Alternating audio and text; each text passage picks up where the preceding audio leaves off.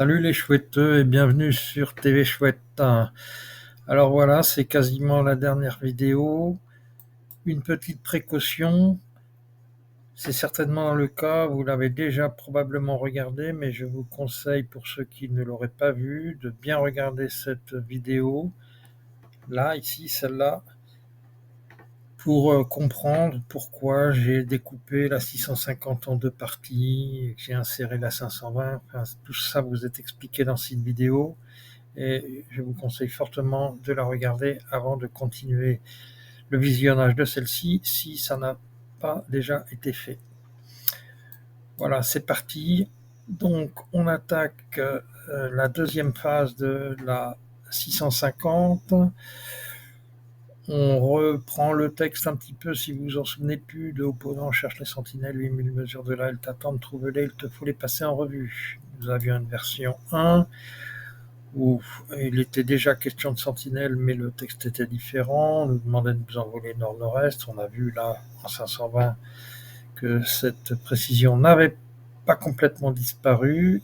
On avait toujours des 8000 mesures et les sentinelles nous attendaient dans la V2. C'est quasiment la même chose que la version finale, sauf que les sentinelles n'étaient pas des sentinelles, mais des gardiens. Voilà. On va sauter l'aspect CDC que nous avions déjà regardé dans la première phase et nous voilà revenus en 650 après avoir traité la 520. Alors, nous sommes de retour. La 520 nous a fourni une indication supplémentaire qui est une direction, la direction nord-nord-est.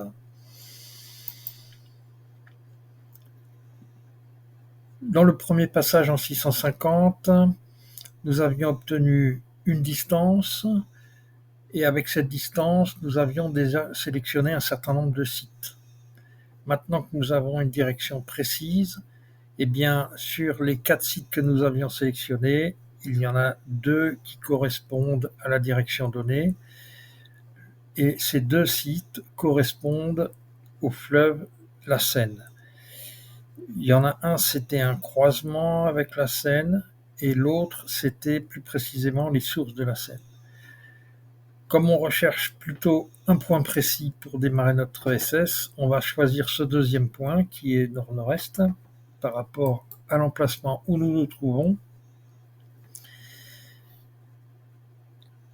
Nous sommes au tripoint de partage des eaux que nous avons découvert avec le train de pas regretter.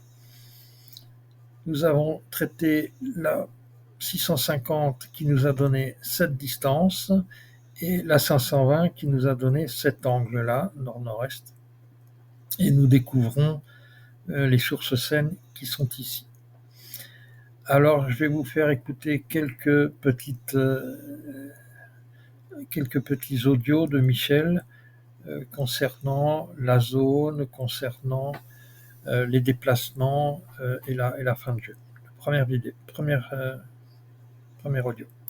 J'avais une question, je pense assez simple en fait, qui concerne les cartes. Enfin, la carte de France plus précisément, Michel. Si j'ai bien compris, les 9 premières énigmes nous amènent à un endroit sur cette carte de France. Si je pose le doigt sur cet endroit, est-ce que j'aurai le trésor sous le doigt? C'est pas une question facile, je sais bien, mais bon. Non, mais c'est pas ce que je veux dire. Je ne peux pas répondre à ça parce que vu le diamètre potentiel d'une empreinte de vos doigts, je sais que dans les minutes qui vont suivre, il y en a qui vont extrapoler en disant ça représente un diamètre de temps, une distance de temps, par conséquent, etc. Dieu me garde de répondre à de telles questions perverses. Ne laissez pas penser aux autres que j'ai des gros doigts quand même. Enfin. Non, justement, le problème est que plus les doigts sont fins, et plus c'est dangereux. Donc on comprend bien là que si on met son doigt sur la carte, ici, là, à l'endroit où on arrive, eh bien, peut-être nous n'avons pas forcément le trésor sous le doigt. Il n'a pas voulu répondre à cette question. Peut-être que oui, certains vont vous dire oui, suivant leur jeu. Mais il n'a pas dit oui. Il n'a pas dit non non plus. Voilà. Donc le doute plane. Deuxième extrait. Il y a une zone à trouver, ensuite il y a des sentinelles à trouver, ensuite il faut faire quelque chose avec pour aller à un endroit qui est la cache, et là il y a quelque chose à faire pour trouver le pile-poil. Ça va, ça s'enchaîne logiquement jusque-là, on est tous à peu près en phase avec ça. Voilà, donc ce discours est bien connu de tous les chouetteurs qui ont écouté les vocaux. Ça a beaucoup polémiqué sur cette déclaration. Là, moi, dans mon jeu, je suis compatible avec cette déclaration. Le seul terme où on peut discuter, c'est sur le terme zone. On voit bien que on va surtout le comprendre dans le dernier extrait que je vais vous passer, que la notion de zone pour Michel c'est très très très discutable et c'est probablement pas la même chose que ce qu'envisageait Max Valentin. Mais pour rester sur cette version audio qu'on vient d'entendre, nous avons une zone, donc pour moi c'est cette grande zone-là. On arrive à une zone, il y a des sentinelles à trouver, effectivement je les trouve. Il y a quelque chose à faire avec, donc on les a passés en revue, on a trouvé des informations, puis on va quelque part, effectivement, les informations que nous avons obtenues du passage en revue nous permettent d'aller quelque part, et là il faut faire autre chose pour trouver le pile-poil. Donc nous sommes compatibles avec cette déclaration, pas de souci. Maintenant je vais vous faire écouter ce que dit Michel concernant la zone, et vous allez comprendre la divergence de point de vue avec Max. Je suis comme vous, j'arrive dans une histoire qui dure depuis 30 ans et on parle de choses que les uns ont compris d'une manière que moi j'ai pu comprendre autrement. Si vous tapez zone dans un moteur de recherche de Madi, vous allez trouver un certain nombre de Madi et vous allez vous apercevoir que zone n'est pas toujours bien lumineux. On ne comprend pas toujours bien ce que Max veut dire avec zone. Il n'y a pas de définition admise depuis 30 ans. Si vous prenez la peine de collecter tous les Madi qui parlent de zone, je vous mets au défi de me dire quelle est la dimension de la zone. Si quelqu'un dit « j'habite à Paris », ça définit une zone. Est-ce que vous êtes d'accord? Oui. C'est grand, Paris. Oui. Okay. Si quelqu'un dit « j'habite dans le 19e arrondissement », ça définit une zone. Bien sûr. C'est déjà moins grand. Bien sûr. Mais dans les deux cas, ça n'apporte absolument rien à ce qui nous intéresse.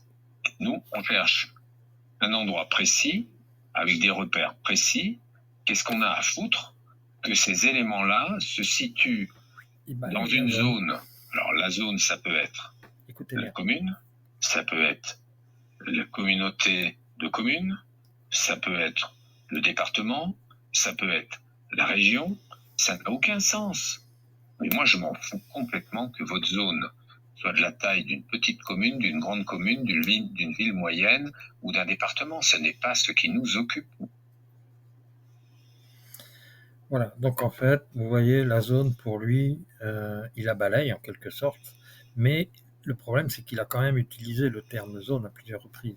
Donc ça relativise l'extrait audio que je vous ai fait écouter précédemment, quand il dit on arrive dans une zone, mais après on comprend que dans son esprit, une zone, ça peut être jusqu'à la taille d'un département, quoi. Donc, voilà, faut relativiser un peu les déclarations par rapport à ça.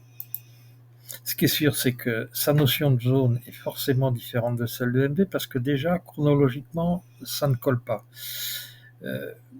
Michel Becker nous dit, quand vous arrivez en 650, vous avez la zone, et ensuite vous trouvez les sentinelles. Et Max, c'était juste pas possible ça, puisqu'il nous disait la zone, vous l'avez en sortie de 520. Donc vous êtes déjà passé une première fois par la 650 où vous avez rencontré les sentinelles. Donc quand vous rencontrez les sentinelles, s'il vous dit que vous avez la zone à la fin des lignes suivantes, c'est qu'au moment où vous rencontrez les sentinelles, dans l'esprit de Max, vous n'avez pas la zone. Donc il ne parle pas de la même chose, c'est sûr, parce que déjà chronologiquement, ils ne disent pas la même chose. Donc ensuite, les tailles de zone sont forcément différentes. Dans l'esprit de Max, on traitait la 650 et la 520, puis ça nous donnait la zone en fin de 520. Donc la zone, pour moi, dans l'esprit de Max, correspondrait plutôt à la zone autour de la source 7. Pour Michel, lui, il vous dit que vous arrivez dans une zone, c'est avant les sentinelles. Donc, si les sentinelles sont les bonnes, la cache est quand même assez loin des sentinelles, de ces sentinelles-là déjà, et donc la zone est forcément beaucoup plus grande. Donc, la zone, il ne parle pas de la même chose, c'est avéré, c'est sûr maintenant. Donc, il dit, oui, je vous l'ai fait écouter, que ça n'a pas de sens, et que ça n'était pas précisé dans les solutions. Donc, il ne sait pas de quoi parle Max quand il parle de zone. Donc, il ne faut pas se formaliser si vous n'êtes pas tout à fait raccord avec ce que dit Michel ou Max concernant la zone. C'est pas grave.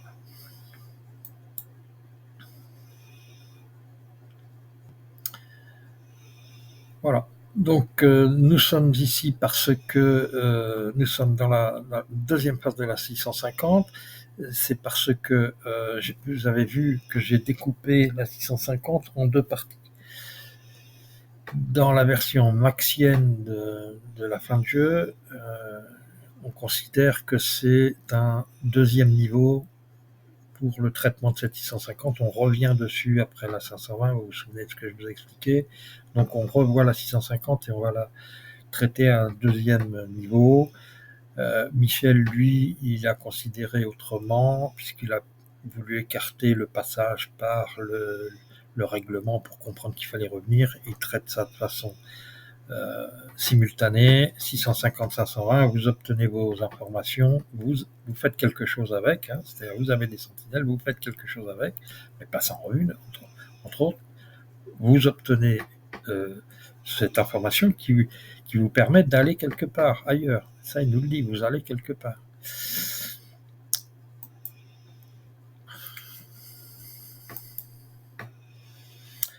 Et donc, dans les deux cas, nous sommes confrontés à un petit problème. C'est-à-dire que nous devons reconsidérer les sentinelles de toute façon. La question avait été posée à Michel en vocal, c'est moi-même qui lui ai posé. Je lui ai dit, après le changement de braquet, peut-on voir ou considérer les sentinelles de façon différente? Il avait répondu que c'était possible.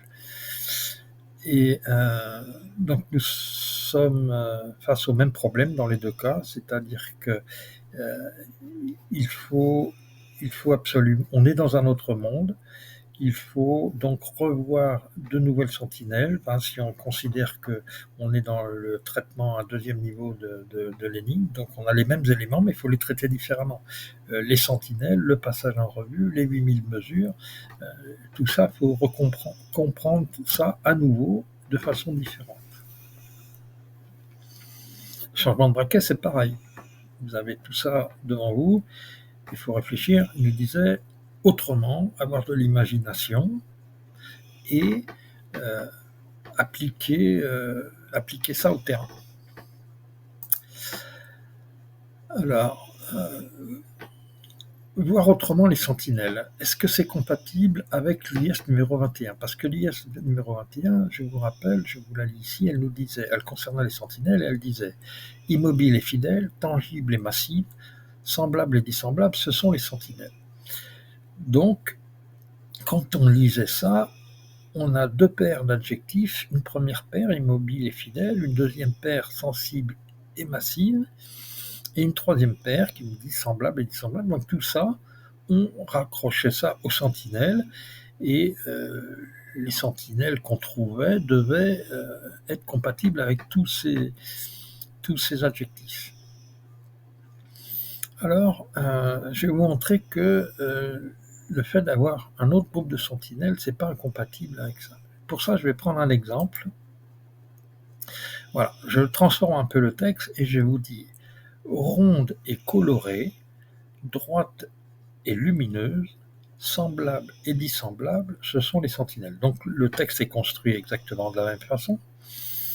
j'ai deux paires d'adjectifs, puis une déclaration semblable et dissemblable de la même façon, et je finis par dire ce sont les sentinelles. Eh bien, si je vous présente cette image et je vous dis ce sont les sentinelles, est-ce que c'est bon? Alors vous allez vérifier. Rondes et colorées, oui, elles sont rondes, elles sont colorées, c'est bon. Droites et lumineuses, effectivement, ce sont des bougies bien droites. Elles sont lumineuses parce qu'elles sont allumées, elles éclairent. Semblables, bah oui, ce sont tous des bougies.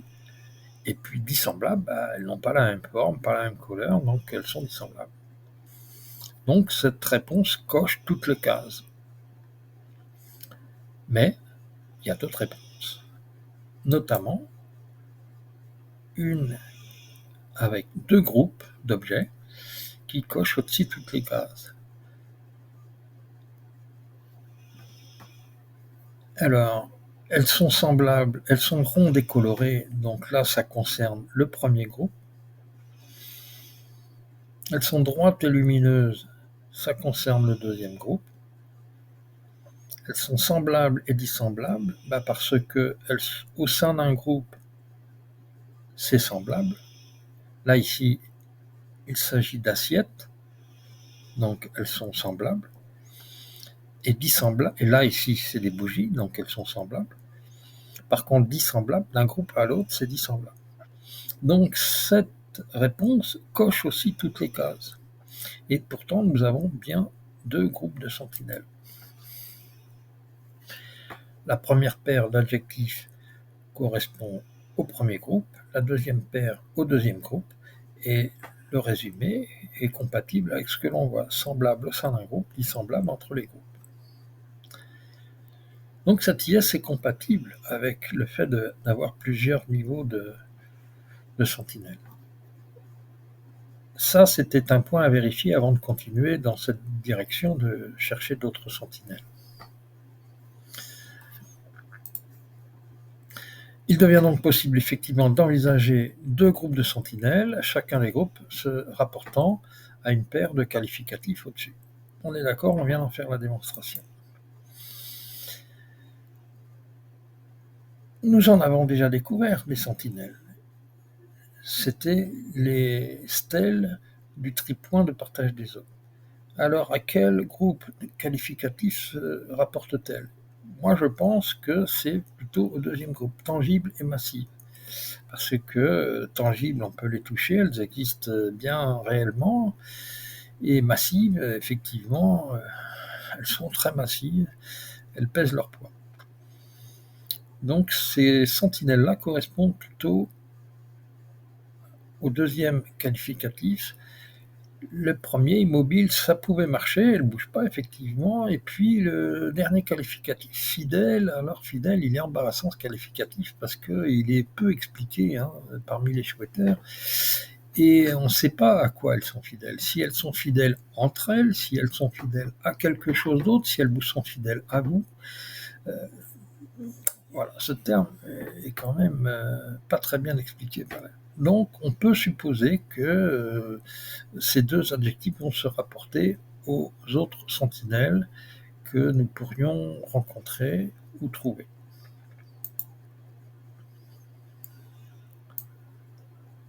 Quelles peuvent donc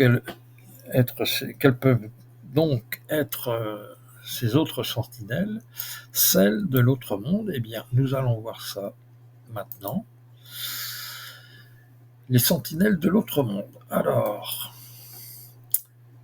il y a la précision dans le texte dont nous n'avons pas trop parlé, c'est « elle t'attend ». C'est une précision qui est présente dans toutes les versions, donc elle doit être importante. Et c'est peut-être cette précision qui va nous mettre sur la voie. Quand on dit de quelque chose qu'ils ou qu'elles attendent, moi, ça m'évoque quelque chose qui est immobile, qui est sur place, qui attend, mais qui pourrait être en mouvement, si elle n'attendait pas.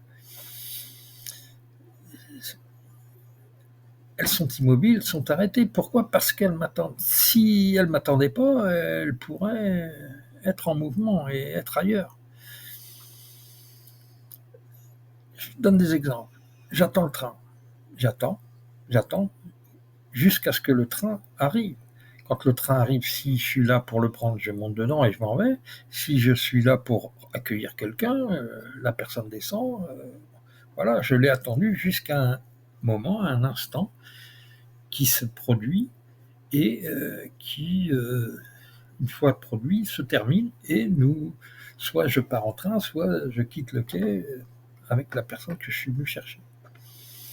De la même façon, quand je parle à quelqu'un, je peux lui dire « Attends-moi, on va y aller ensemble ». Donc cette personne va m'attendre, et quand je vais la rejoindre, elle ne va plus m'attendre puisque je suis arrivé, et on va se déplacer, on va partir ailleurs, on va être en mouvement, où on va démarrer une action ensemble, il va se passer quelque chose. On dit il attend son heure, il attend son moment, c'est-à-dire il attend jusqu'à un certain point, et quand ce terme arrive, il se passe quelque chose. Donc une possible idée de déplacement, de mouvement, d'action.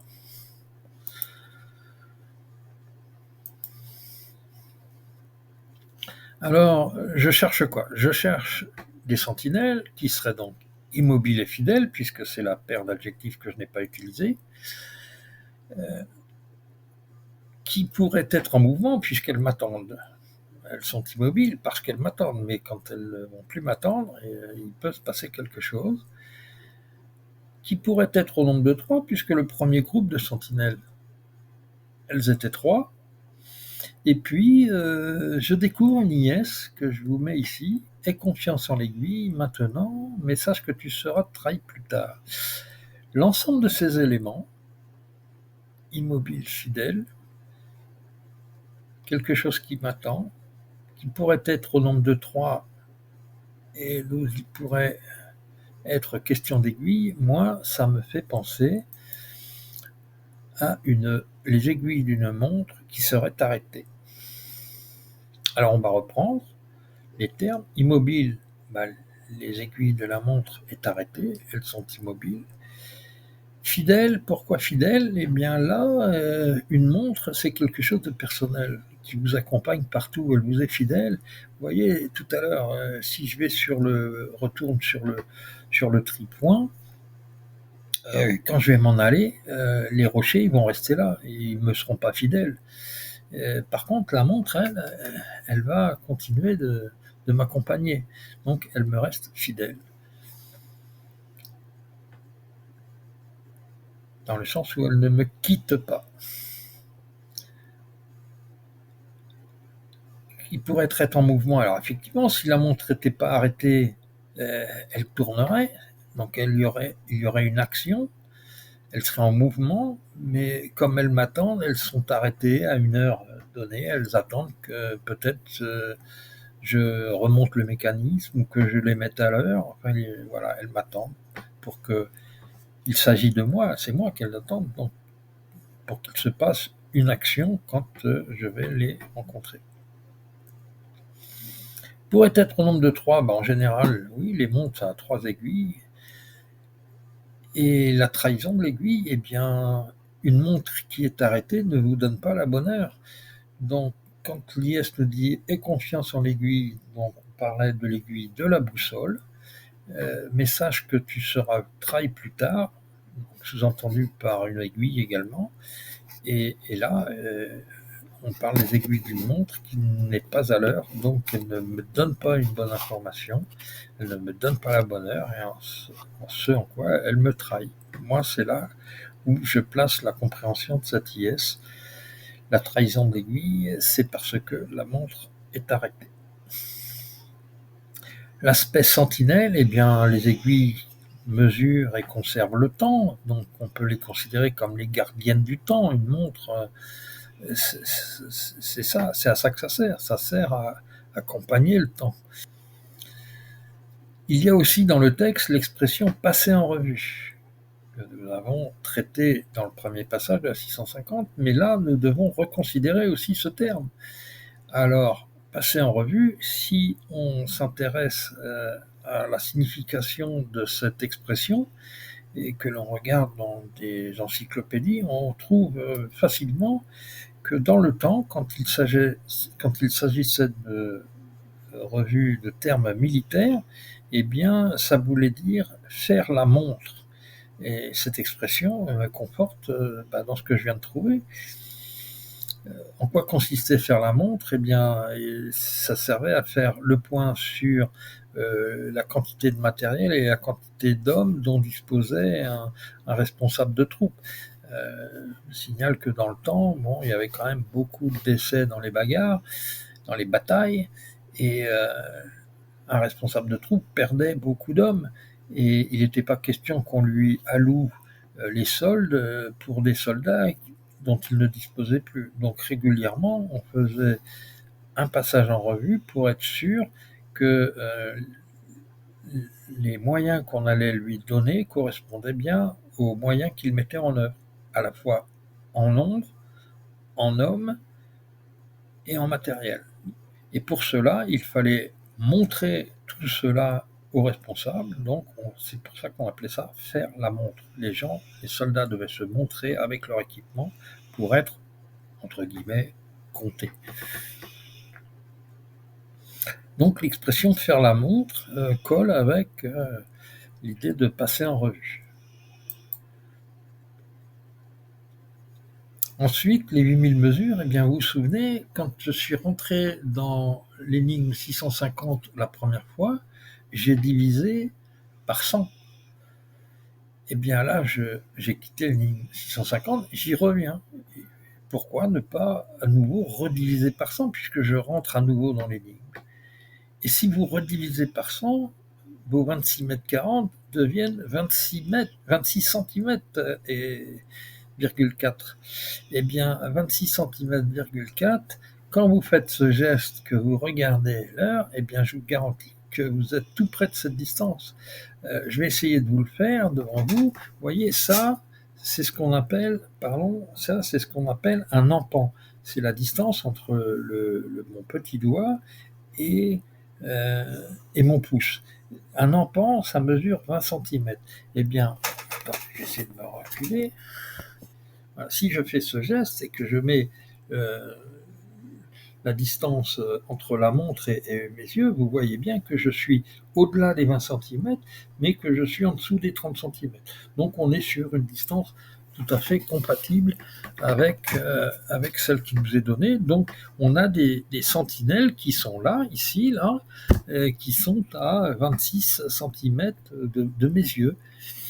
Et comme nous dit Becker, vous l'avez sous le nez, eh bien, effectivement, regardez cette illustration, le gars qui regarde l'heure, il a les sentinelles sous le nez, là, ces nouvelles sentinelles. Et puis dites, il y a un autre avantage aussi, il y a un autre truc qu'on résout avec ça, c'est que, pour le coup, quand on est sur le pile-poil, voit-on les sentinelles? Ben oui, forcément, puisqu'on les a avec nous, on les transporte avec nous. Voilà, un problème de moins.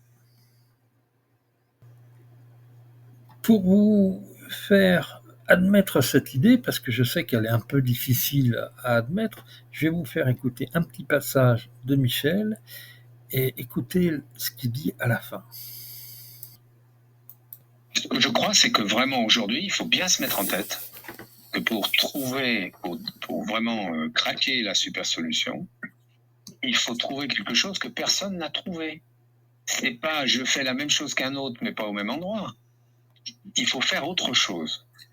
Et ça, personne n'a trouvé.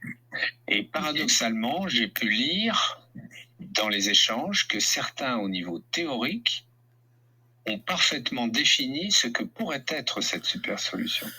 Il y en a qui ont écrit des choses où je me dis, pourquoi ils s'arrêtent là? Ils raisonnent sur le truc, ils évoquent des possibilités, machin, puis tout d'un coup, pouf, on passe à autre chose. Ils vont pas au fond, ils vont pas au bout.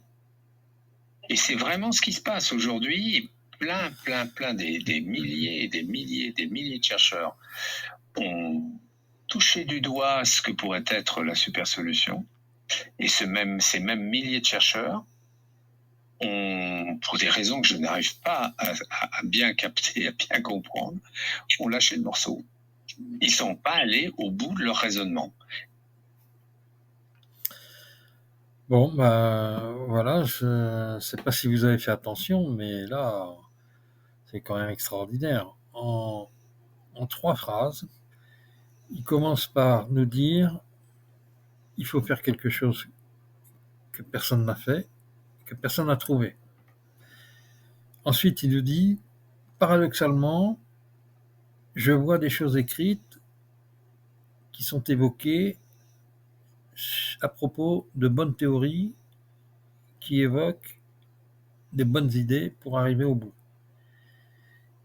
Et dans la 3e partie, il nous dit, en fait, c'est ce qui se passe, des milliers et des milliers et des milliers, le répète 3 fois, de chercheurs ont touché du doigt ce que peut être la bonne solution. Extraordinaire.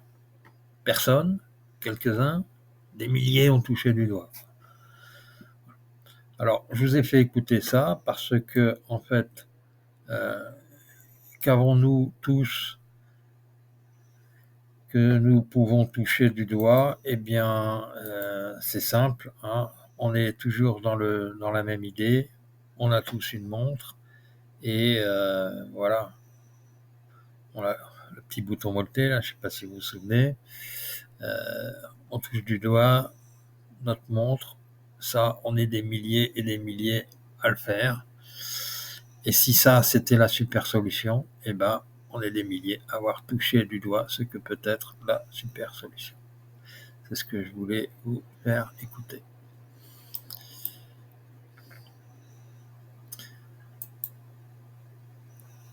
Voilà, des aiguilles et des chiffres. Donc, nous sommes devant les sources de la Seine.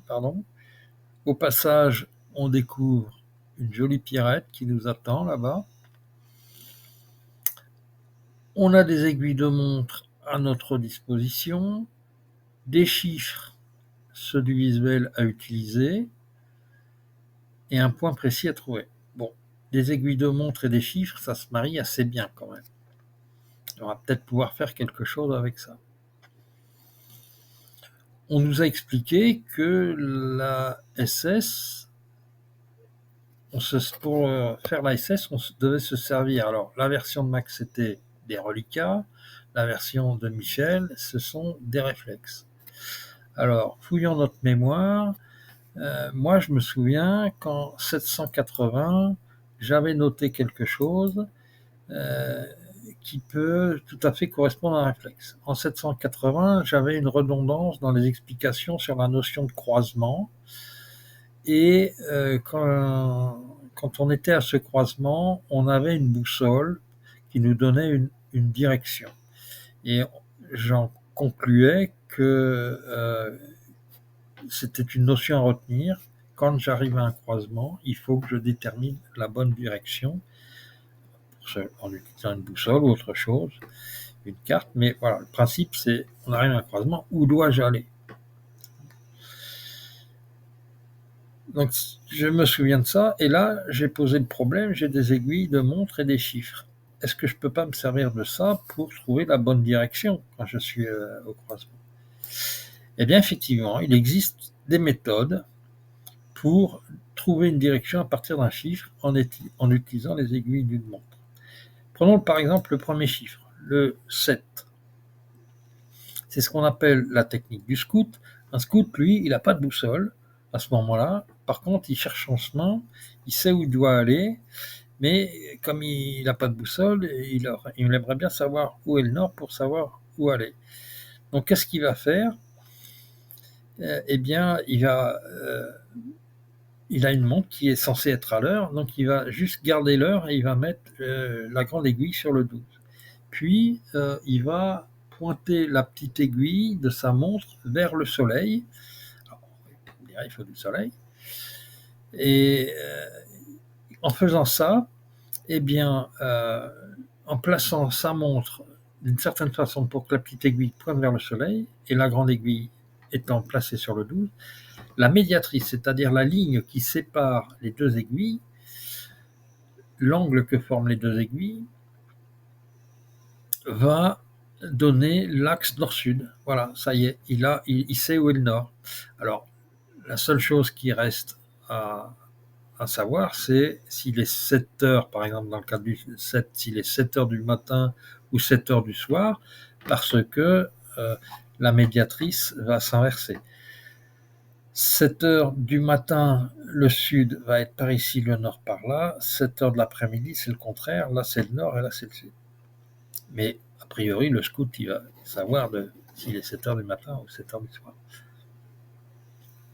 Et voilà, une fois qu'il a son nord, s'il connaît son cap, il peut, par rapport à sa médiatrice, dire, bon, ça c'est 0,180, je dois aller au 60, voilà, 60, c'est à peu près par là. Bon, nous, on n'est pas tout à fait dans cette situation, puisque nous avons une boussole.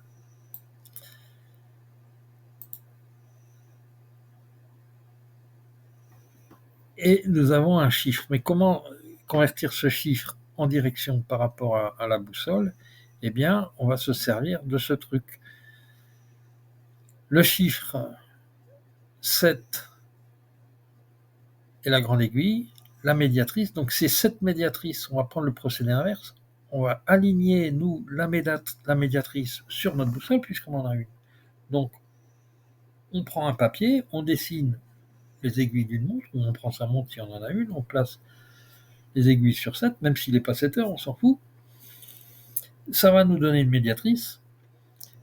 Cette médiatrice, on se tourne jusqu'à ce qu'elle s'aligne avec la boussole, l'axe nord-sud de la boussole. Voilà, on a la médiatrice. Et ensuite, on n'a plus qu'à suivre la grande aiguille qui va nous montrer la direction à suivre. Alors, si on fait l'application numérique, eh bien, prenons le cas, par exemple, où il est 7 heures de l'après-midi. Donc, nous aurions le nord ici, entre le 7 et la grande aiguille, et la grande aiguille va nous indiquer la direction. Le nord, c'est 0 degré, le plein est, c'est 90, donc cet axe-là, c'est, si on le calcule, c'est 75 degrés. À l'inverse, si c'est 7 heures du matin, le nord, c'est 0, le sud, c'est 180, on continue, et cet axe-là, c'est 255 degrés. Donc, s'il est 7 heures du matin, la grande aiguille nous indique 255 degrés. Eh bien, on note au passage que le chemin qui passe devant les sources de la Seine est orienté 75-255.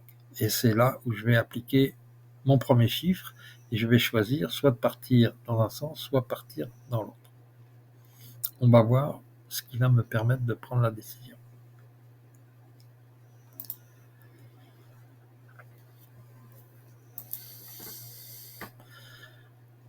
L'avantage de cette méthode, c'est qu'on peut, avant de partir, depuis son fauteuil, déterminer tous les angles, toutes les directions, tous les caps.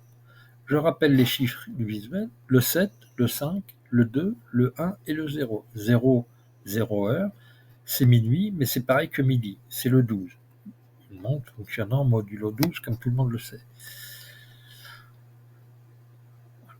Après, on fait les deux possibilités, le matin et l'après-midi, ce qui nous donne des caps différents à chaque fois pour les deux cas. Après, on peut se dire que normalement, 2 heures du matin, la technique du scout, elle n'est pas applicable puisqu'il n'y a pas de soleil. Donc on peut se supprimer des possibilités. 1 heure du matin, c'est pareil. Normalement, il n'y a pas de soleil. On va supprimer cette possibilité. Et 0 heure, minuit, c'est pareil, pas de soleil. Donc on peut supprimer cette possibilité. Donc on a là une possibilité. Et il n'y a que sur le 7 et le 5 qu'on peut se poser la question. 5 heures du matin, il n'y a pas souvent de soleil non plus, mais bon, pourquoi pas. Et c'est surtout sur le 7 PM, il peut y avoir du soleil à 7 heures le matin et à 7 heures du soir, ça c'est possible. On établit toutes nos directions et avec ça, eh bien, on prend une feuille du papier et puis on peut se déterminer un cheminement complètement théorique, depuis son fauteuil, depuis chez soi. Il suffit juste de trouver la direction utilisable pour chaque chiffre. Ce qui se passe entre deux changements de direction, ça importe peu. C'est-à-dire, la distance parcourue, on s'en fiche. Seul compte les croisements que l'on a trouvés. Donc on ne sait pas, entre ce point-là où on a changé de direction et ce point-là où l'autre croisement, on ne connaît pas du tout la distance. On s'en fout. C'est pareil, on ne sait pas si le chemin, il peut tourner à droite, à gauche, il peut se passer des tas de trucs entre ce point-là et ce point-là, on s'en fiche, du moment qu'on suit le chemin et qu'on va jusqu'à la prochaine intersection. Les repères, ce sont les intersections. Ce qui se passe entre deux importe peu. Seuls les croisements rencontrés comptent pour appliquer les nouvelles directions. Donc on peut préétablir une suite de changements de direction comme ça.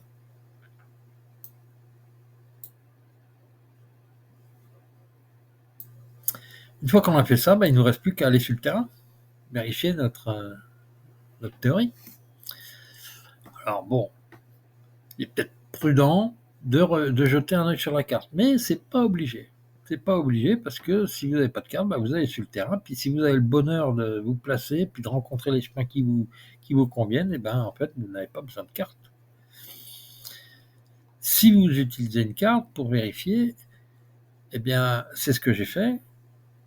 Et là, Michel nous avait dit, quand vous avez la carte, c'est le feu d'artifice. Et là, ça a été mon feu d'artifice, effectivement, parce que voilà la carte de ma petite zone, à moi, où je suis. Quand j'ai appliqué sur le terrain ma super solution, j'ai constaté que j'étais 100% compatible, au moins sur les 6 premiers chiffres du visuel. Et ça a été mon feu d'artifice à moi. Mais voilà, j'étais pas obligé d'utiliser une carte, dans le sens où moi je cherche pas de toponyme. Je sais qu'il y en a beaucoup d'entre vous qui le font, qui se disent ce village-là, il s'appelle comme ça ressemble à ce que j'ai croisé, le terme que j'ai croisé avec le coq, ou la boussole, ou le clocher, ou je sais pas quoi, ou l'arc. Moi, je fais pas ça, je n'utilise pas de toponyme, je n'use pas mes yeux sur la carte à chercher des trucs qui ressembleraient à ce que j'ai pu croiser, je fais pas ça. Par contre, je fais ce que je viens de vous expliquer, et c'est ça mon feu d'artifice à moi, c'est que j'ai eu une correspondance entre ma théorie et la pratique, entre guillemets. Sur 6 des premiers chiffres du visuel, uniquement. Le dernier chiffre, c'est le 0. Je pars plein sud, c'est celui-là.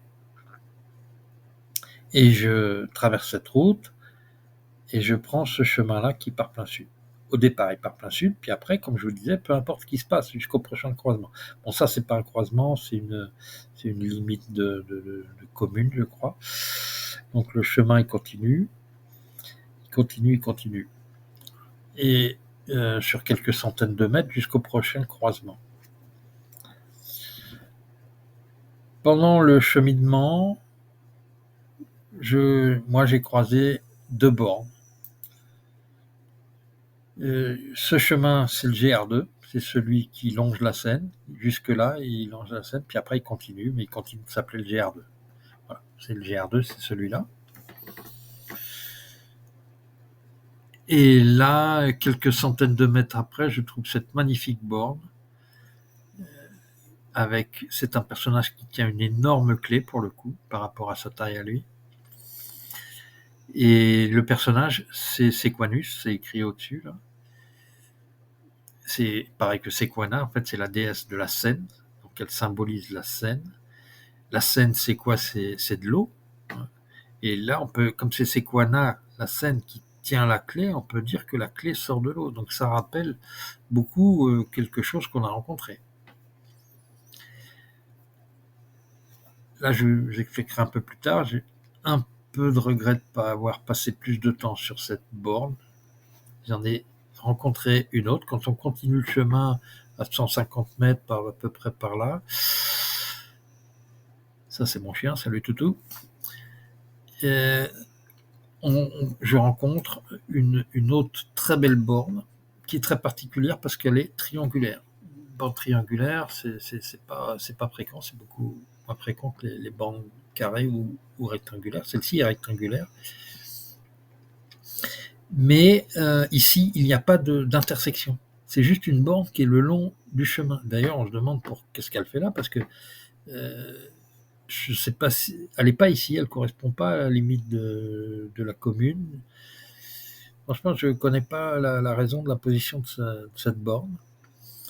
Et il n'y a pas de chemin qui parte à droite ou à gauche où j'aurais pu continuer d'appliquer ma pratique avec les croisements. Donc je continue et je vais jusqu'au prochain croisement, et au prochain croisement je trouve cette borne qui est très belle aussi, qui n'est pas de la même époque, qui est plus récente mais qui est quand même très ancienne, qui est assez haute, qui doit faire 1m60 presque, elle est assez haute, hein, et sur lequel il y a marqué, il y a le nom des 3 communes, parce que c'est un tripoint, c'est la frontière entre 3 communes, donc c'est pour ça qu'elle est triangulaire, et sur chaque face il y a le nom des communes. Il y a Bligny, Poncet et Saint-Germain-sur-Seine. Enfin, il y a juste marqué Saint-Germain, mais Poncet et Bligny. Bligny, c'est Bligny-le-Sec d'ailleurs.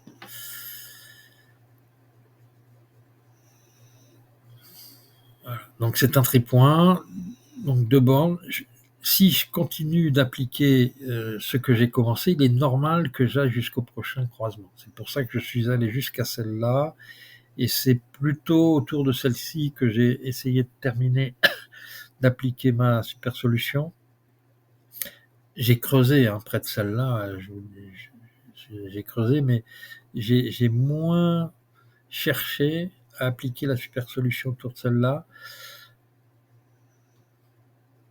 Peut-être c'est une erreur, peut-être c'est le petit regret que j'ai là. Bon, si la chouette n'était pas du tout là, j'aurais pas de regret, c'est pas grave, mais si elle est dans le secteur, et je me dis que cette grosse clé qui sort de l'eau, puisque c'est Sequana qui la tient, c'était peut-être quand même le bon signal qu'il fallait suivre.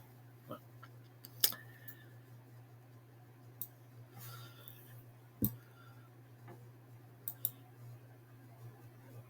Donc ce qu'on sait, c'est que voilà, la première borne, j'ai pas de chemin. La deuxième borne, j'ai des chemins, mais je peux pas appliquer la technique que j'ai appliquée jusqu'à présent, puisque les chemins que j'ai en face de moi ne correspondent pas au cap que me donnent le 7 et le 5.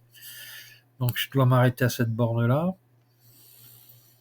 Et il me reste 2 chiffres, et il va falloir que je les applique avec un autre réflexe. Puisque les 6 premiers, je les ai appliqués avec un réflexe donné qui était celui des croisements. Mes repères étaient des croisements. Là, il faut que je trouve autre chose. Il faut que le 7 et le 5, ça reste des caps, parce qu'on nous a dit que tous les chiffres s'utilisaient de la même façon. Donc le 7 me donne un cap, le 5 me donne un cap que j'ai calculé déjà. Il faut que je continue de l'utiliser comme ça. Mais c'est pas les croisements qui vont me donner la solution. Alors, faut aussi un moment que je me dise que je suis tout près. Donc là, on va faire intervenir des distances qui sont beaucoup plus courtes. Parce que si je m'arrête à la borne et que je me dis, voilà, maintenant, il faut que je trouve où creuser, ça va pas être à 600 mètres à nouveau. Donc ça va être des distances très courtes. Et ce qu'on sait, c'est que le 7 et le 5, on peut les inverser. Le résultat doit être le même. Ça nous a été donné par les 2 préversions. Enfin, une préversion et la version finale, où les chiffres n'étaient pas, les 2 derniers chiffres n'étaient pas dans le même ordre, et on nous a dit, c'est pas grave, ça donne le même résultat. Donc on sait qu'on peut les inverser, et que ça doit donner le même résultat. Si le 7 et le 5, comme je le pense, sont des directions, eh bien, pour avoir le même résultat, il faut que les distances parcourues dans chacune de ces directions soient identiques. C'est-à-dire, si ça, c'est la direction 7 et ça, la direction 5, je fais le 5 d'abord et le 7 ensuite, ou je fais le 7 d'abord et le 5 ensuite. Il faut que ces distances parcourues à chaque fois soient identiques pour arriver au même point. Sinon, je n'arrive pas au même point. Si j'ai une distance plus courte là, le 7 va m'amener par là. Une distance plus longue, ça va m'amener par là. Si au contraire, j'ai une distance plus longue Et au départ, une distance plus courte sur le 5, ça va m'amener par là. Et à l'inverse, voilà, si je commence par le 5, ça va m'amener aussi soit par là, mais ça ne m'amènera jamais au même endroit dans les deux cas. Sauf si j'intervertis les distances et en même temps que les angles. Là, ça pourrait être possible, mais ça devient plus compliqué.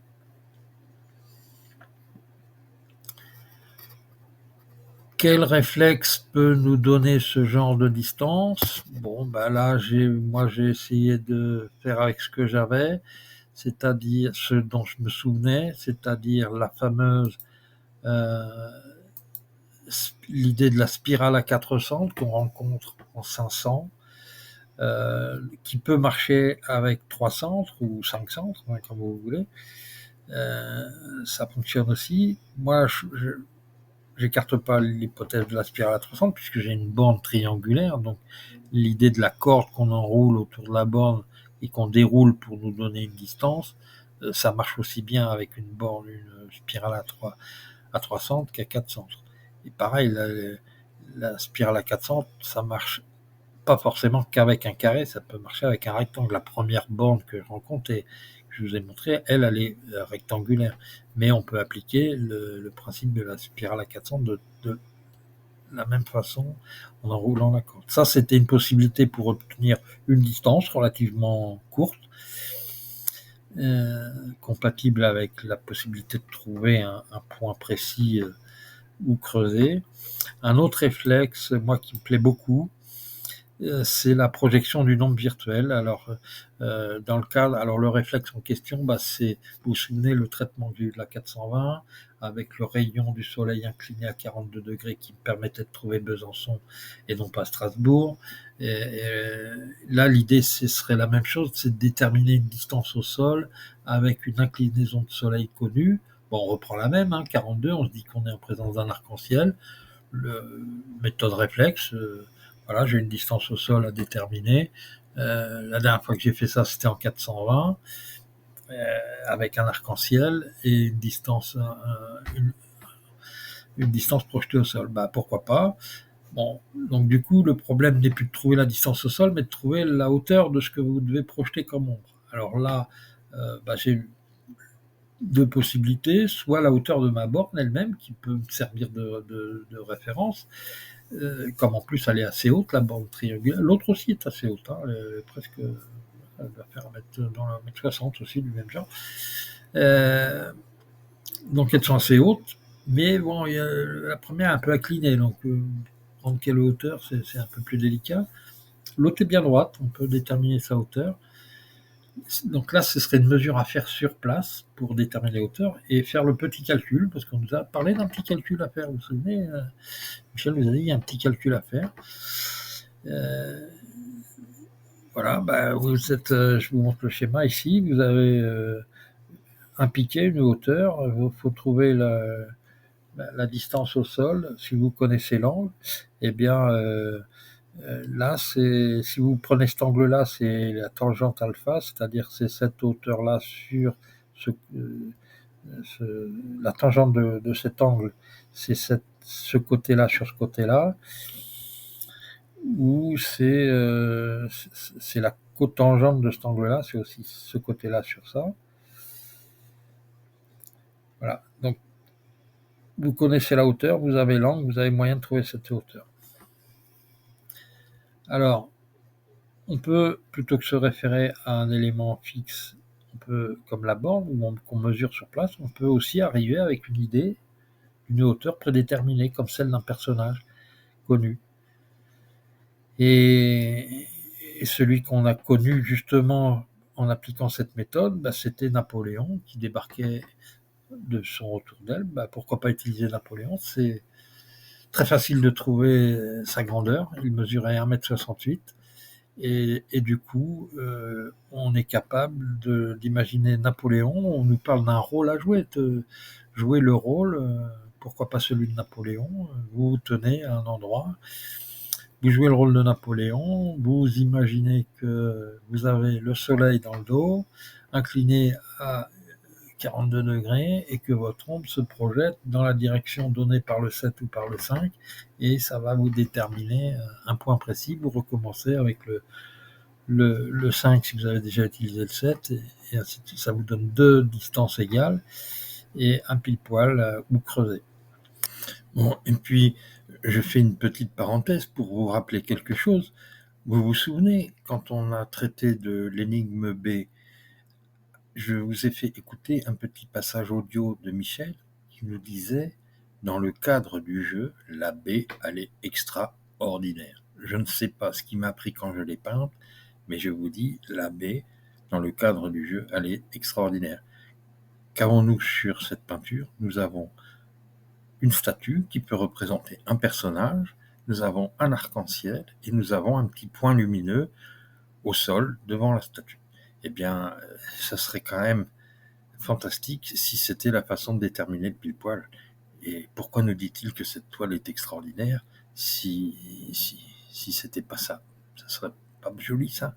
Un personnage, l'arc-en-ciel et la détermination du petit point où on doit creuser. Voilà, c'était une petite parenthèse que je trouve, une anecdote que je trouve bien sympathique et qui colle assez bien avec ce que pourrait être la fin. Voilà, ce sont les actes de réflexion que j'ai eus, moi, pour déterminer le pile-poil sur la toute fin. Malheureusement, bien sûr, sans succès. Je suis peut-être pas du tout au bon endroit. Peut-être l'étais-je. L'avenir nous le dira. En attendant, nous sommes arrivés à la fin du jeu. Dernière petite slide, effectivement, il nous dit, Michel, qu'on n'a pas vu le ballon.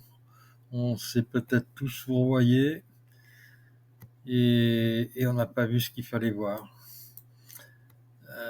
Moi, en ce qui me concerne, ma fin de jeu, j'avais 2 bornes possibles.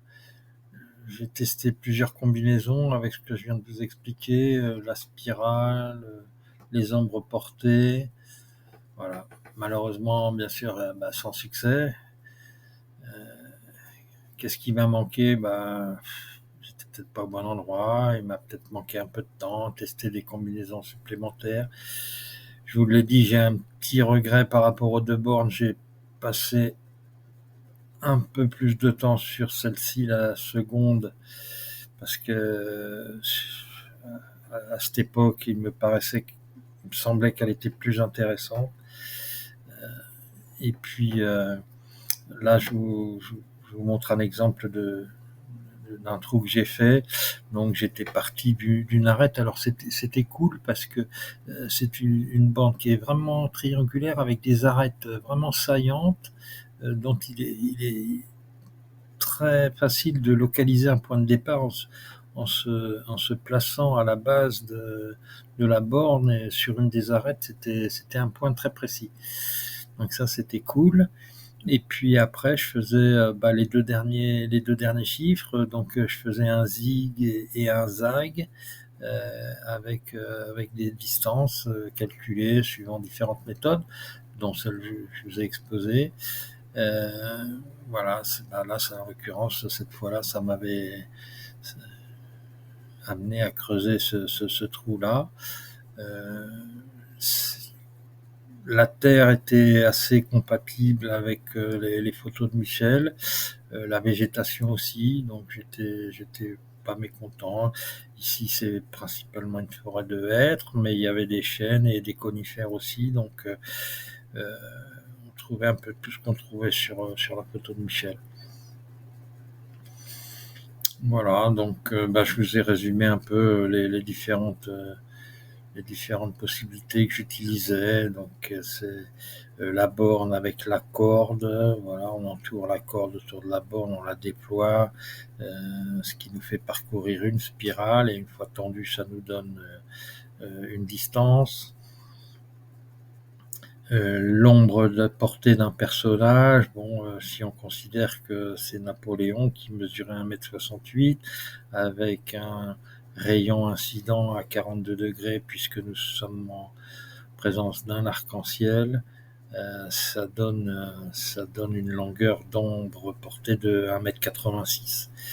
Combiné, que vous reportez 2 fois, par exemple, une première fois ici, puis une deuxième fois en suivant les axes qui vous sont donnés par les 2 derniers chiffres, le 7 et le 5, ou le 5 et le 7, enfin, vous arrivez au même pile poil. Bon, ça n'a rien donné. Moi, j'aime beaucoup cette solution parce que je repense souvent à la déclaration de Michel concernant la toile B, et je peux pas m'empêcher de penser à ça, l'arc-en-ciel, la statue et le petit point lumineux qui est devant, qui déterminerait la position du pile-poil. Quand tu me dis dans le cadre du jeu que c'est une toile extraordinaire, eh ben, je pense beaucoup à ça. Voilà. En tout cas, j'ai eu beaucoup de plaisir à faire cette chasse. Toutes ces années, j'ai rencontré des gens passionnants, passionnés, tout comme moi. On a eu des conversations parfois très animées, avec des controverses pas possibles. Mais ce fut un plaisir. Voilà, nous sommes arrivés au terme de cette chasse. C'est non sans une certaine émotion que je vais vous dire au revoir. Bon, je vais continuer de refaire quelques vidéos concernant peut-être certaines anecdotes, et puis sur les IS notamment. Je remercie Régis, Michel, pour nous avoir donné ce jeu et qui personnellement m'a passionné. Et on se retrouve une dernière fois pour faire la fête et mettre un point final à cette chasse. Voilà. Je vous dis merci aussi à vous. Je vous embrasse et je vous dis à bientôt sur TV Chouette pour quelques petites vidéos complémentaires. Et je vous souhaite à tous bon vent. Salut les amis.